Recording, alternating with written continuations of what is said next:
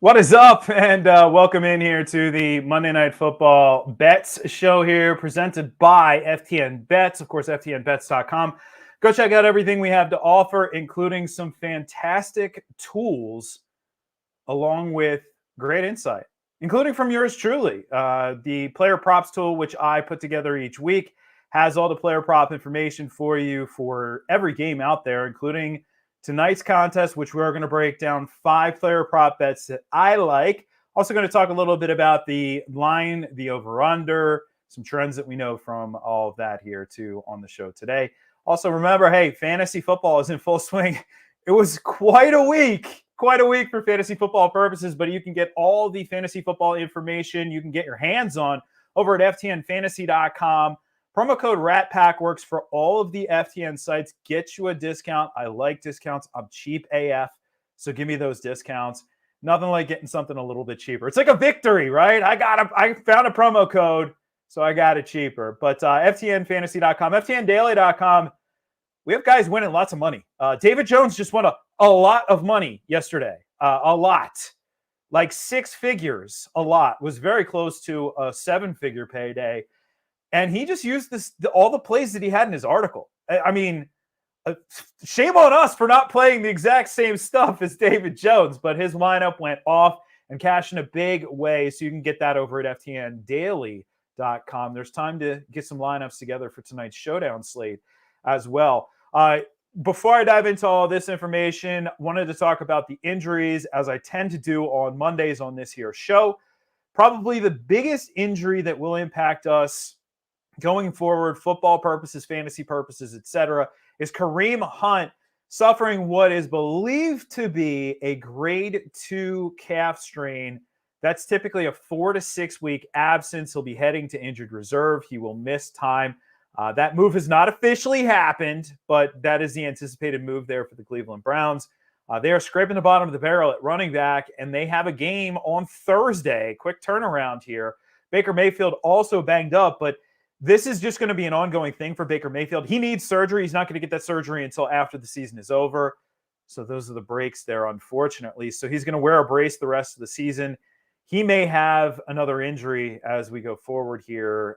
The same exact thing could happen multiple times for him. It's a painful issue, but it's an issue that he can play through since it's not his throwing shoulder. If that was throwing shoulder, he'd be done.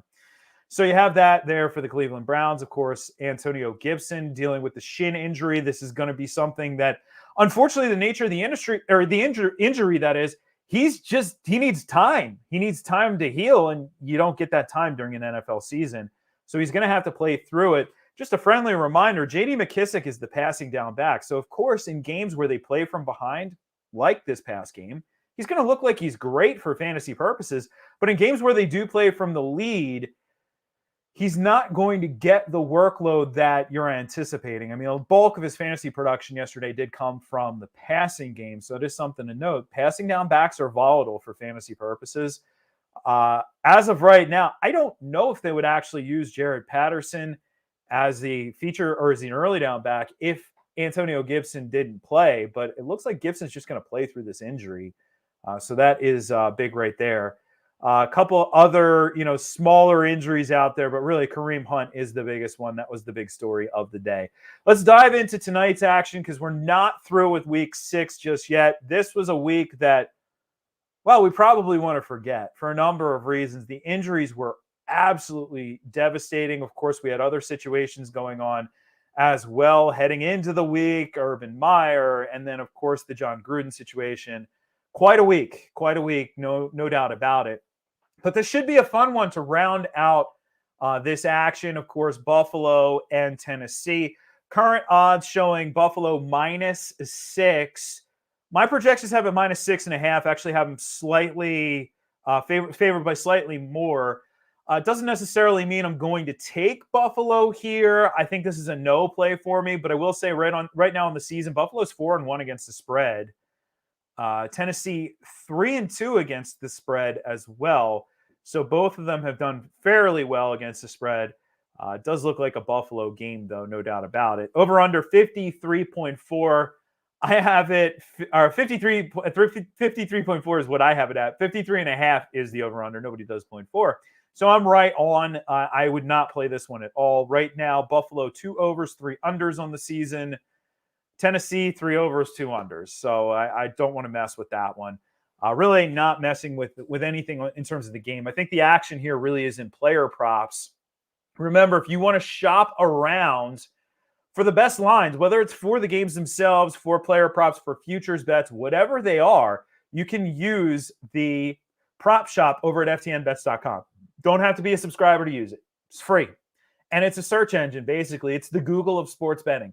So you go in, and let's say you want to see all the lines for Ryan Tannehill tonight. Boom, Ryan Tannehill, type it in, you get all the lines. You can also search by state. So if you're in Pennsylvania, you can look at PA sports books that are available. You can look in New Jersey, wherever you are, Colorado, wherever you are, you can check that out. Definitely worth using. I use it probably 15 times a day, not joking. It's a great resource here. And that's how I actually prep for this show. So I did, in fact, search out Ryan Tannehill in the prop shop over at ftnbets.com. And I found a line that was intriguing. FanDuel right now has Ryan Tannehill with the standard passing touchdown line of 1.5. Now, I don't often play passing touchdowns. There is a lot of volatility with that particular stat, so it's not one I'm going to lean into very heavily. But this one is very interesting to me. It's plus 112 on the over at FanDuel right now. And I am going to make this play this evening. And the logic behind it, the thought process is really twofold. First, he should have A.J. Brown and Julio Jones back. I say it that way because we actually are not quite sure what A.J. Brown's status is. I tried to search out any new information before this show, did not find anything that stood out.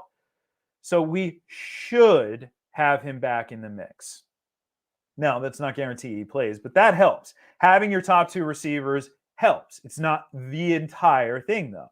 The other key here is this is a game where they are big-time dogs. 6-point dogs, that's huge. That line is huge right there. So I do anticipate this to be a game where Buffalo, well, defensively, they're going to be tough to move the ball on. But I do think that with Buffalo's firepower on the offensive side of the ball, Tennessee not going to be able to stop them, especially in a passing game, that Buffalo gets out to a quick lead. That type of game script really does favor a potential garbage time setup here for this team. Now, I don't ever want to bank on garbage time, but I do think Tennessee is going to be in a position where they're not going to abandon the run. You're still going to have plenty of Derrick Henry here. But at the same time, they are going to have to air it out a little bit in this one. So getting plus odds to get that over for Ryan Tannehill in this game script, I do like that. Hey, if you're watching right now, by the way, and you are on YouTube, the comments are open during the course of the show, so you can hit us up. I'll keep an eye on it. Anybody wants to hit us up, I'll give you my thoughts. Doesn't necessarily have to be related to Monday Night Football as well. I'm here for you. So hit us up throughout the course of the show. Moving on to the second, let's go to A.J. Brown. You know, it is the elephant in the room. I had a lot of people hit me up with A.J. Brown questions for fantasy football purposes, and really it was a tricky situation. Anytime a player pops up as a late addition to the injury report, it's never a good thing. When it's an illness, it's even more murky. Like, I almost rather have been like a knee or something like that. In that case, I would have been like, yeah, definitely a questionable situation. And if you have something else, I would go that route. But when it's illness, I mean, illness could be a one-day thing, could be a multi-day thing. It could be he has an illness and then all of a sudden he tests positive for COVID, and then we have a completely different circumstance. I honestly have no idea. But what I do know is A.J. Brown's production so far this season. The line is 5.5 receptions. Now, it is juiced to the under right now. I'm seeing minus 160 to the under over at DraftKings. I'm going to take that, though. I'm going to take the under on this one. He has not been very productive, let's say, as a receiver so far. Very efficient probably is the best way of approaching it. You know, I keep having people ask me, why do you keep ranking him so highly if he's not producing? And it really comes down to the fact that the volume is there.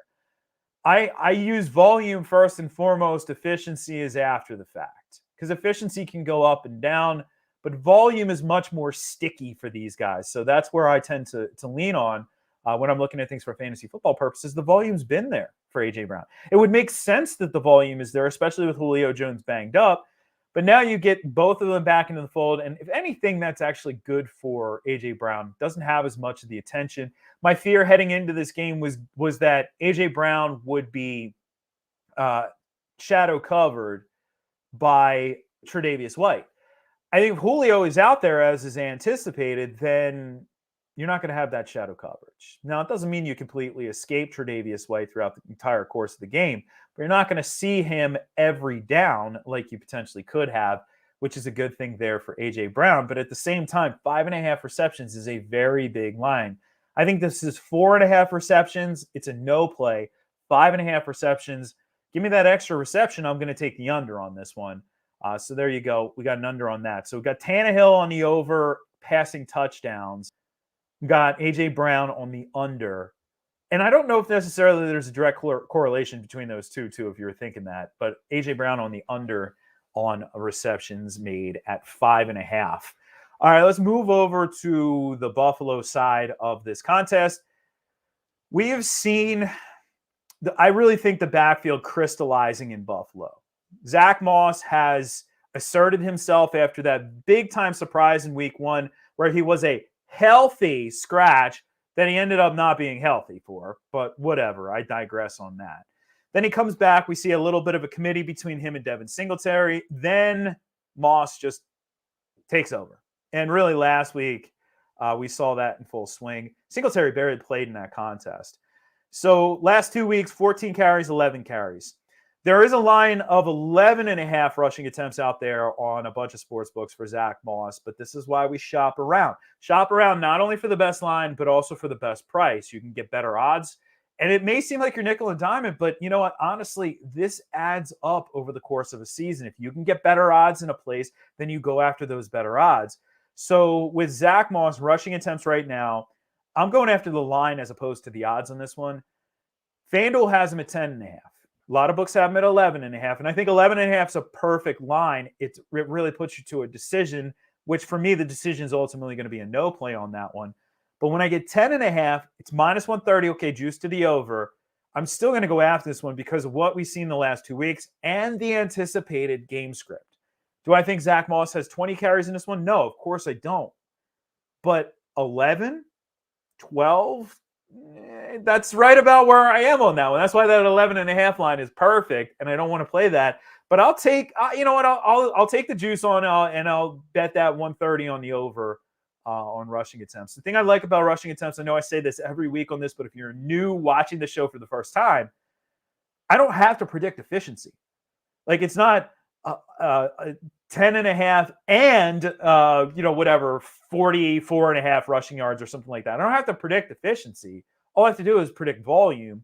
And given the trends in this backfield, where Devin Singletary has been trending, where Zack Moss has been trending, this one's fairly an easy call for me to take the over on that one. Next on my list, Dawson Knox. In fantasy football, he's the guy this year. Last year was somebody like Logan Thomas. This year, Dawson Knox. Somebody who creeps out of the woodwork, is not even relevant for fantasy purposes heading into the season, and then becomes the breakout reliable tight end.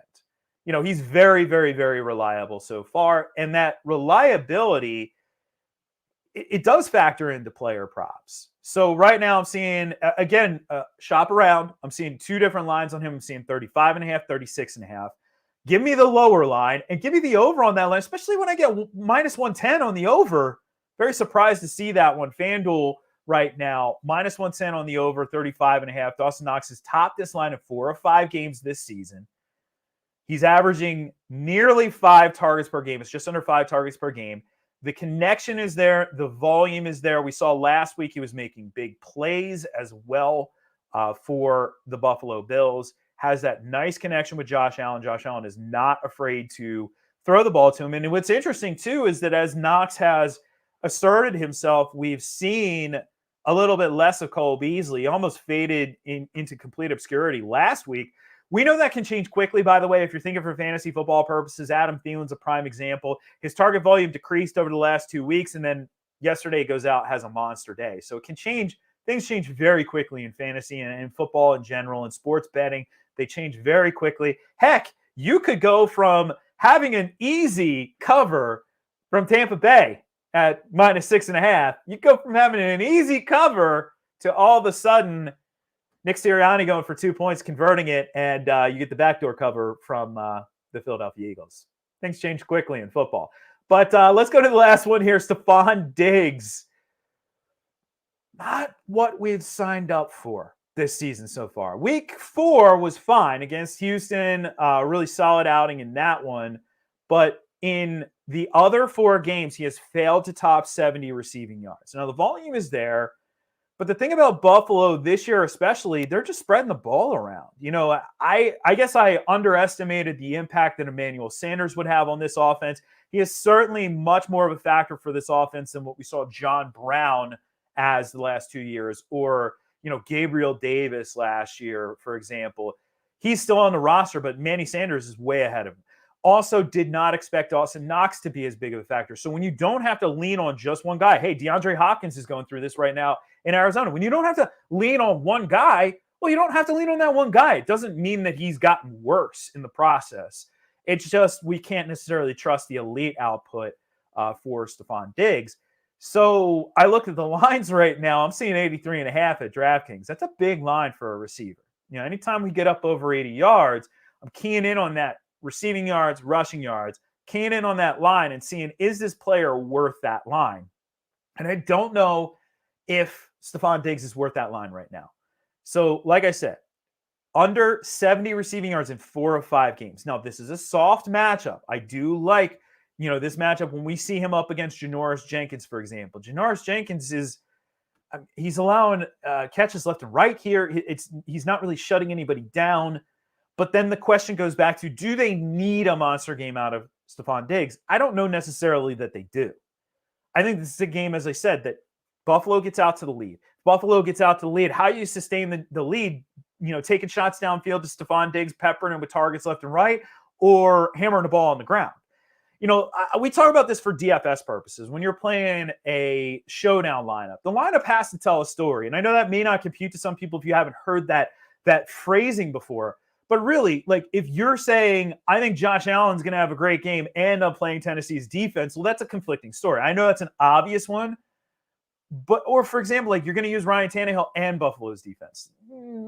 Chances are, if Buffalo's defense does well and Tannehill doesn't, so that's a conflicting story. Our bets also have to make sense as well. You know, if I'm saying I'm betting the over on everything Buffalo, I correlation-wise, I just don't see how all the rushing props would be over and all the receiving props would be over. So in this instance here, I actually do like some overs on Zack Moss in this game. I like the overs on the other side for Tannehill's passing numbers, not necessarily A.J. Brown. But in this instance here, okay, so Dawson Knox's line is so low that I'm not really worried there. But I just don't think the game script plays out where there's a ton of Stefon Diggs. So that's why I do like this under. It's -115. It's not juiced on either side. Playing the under, I actually think he's closer to this line than he has shown in those 4 games where he was under 70 receiving yards, but I don't think he quite gets there. You know what I do know, though, for a fact? Over at FTN Bets right now, we have a ton of bets up that you can tail. We got some folks doing look-ahead lines as well. You can get some really interesting, you can lock in some really good lines if you're looking ahead. So some of our guys are doing that. We have player props galore. We have people picking sides and totals. We have touchdown-only props, all of them up in the bet tracker as well. So you can see how good or how bad we're doing. We're transparent here. We're not going to be, hey, call 1-800-Stone Cold Lock right now, and we'll give you the play of the day. We're not doing that crap. We're not touts. We're analysts. And we're giving you all of our analysis. We're showing our work, and we're actually showing our records as well. Good, bad, indifferent. We're showing you those records. I know some of us sometimes, hey, I didn't have the best week this week. I don't want to have to show that to you, but I'm going to, because that's where we are. So you get to see how accurate we are. And you get to pick and choose who you want to follow. You know, do you want to tail Elliott Chris? Do you want to tail Kevin Adams? Do you want to tail Matt Friedman? You want to tail me, whoever you want to tail, we are here for you. And oh, by the way, NBA's coming this week. So it's a good time to get in over at ftnbets.com. Promo code RATPACK. Of course, you get the player props tool from me as well. That promo code works at ftndaily.com. You got to get David Jones and all of his info. Plus, Derek Brown writes about a gazillion words every single week and gives you the breakdowns you need to know. And then, of course, at ftnfantasy.com, probably, I think the fan favorite right now is the report from yours truly. I know, toot, I'll toot my own horn. But what I try and do in that article is give you as much information, as few words as possible, because I realize you don't have a ton of time to go through all this stuff, but mentioning every single fantasy relevant player. There's at least one line on every fantasy relevant player, so you have a little bit of insight to make your start sit decisions, plus rankings, projections, and the best tools in the entire industry. That powered by our guys, FTN Data, those guys in the trenches there. All right, so Friday, I'm going to be back, 2 o'clock Eastern. That's called JR Weekly. It's my show. It's all the games broken down for the weekend, fantasy advice, betting, and a few dad jokes as well mixed in for good measure. That's at 2 Eastern on Friday. And, of course, next Monday, we'll be back to talk some more Monday Night Football. If you need a big one tonight, may you get it for fantasy purposes, and hopefully you cash all those tickets. All right, I'll catch you on Friday, 2 Eastern. I'm Jeff Ratcliffe, and I'm out.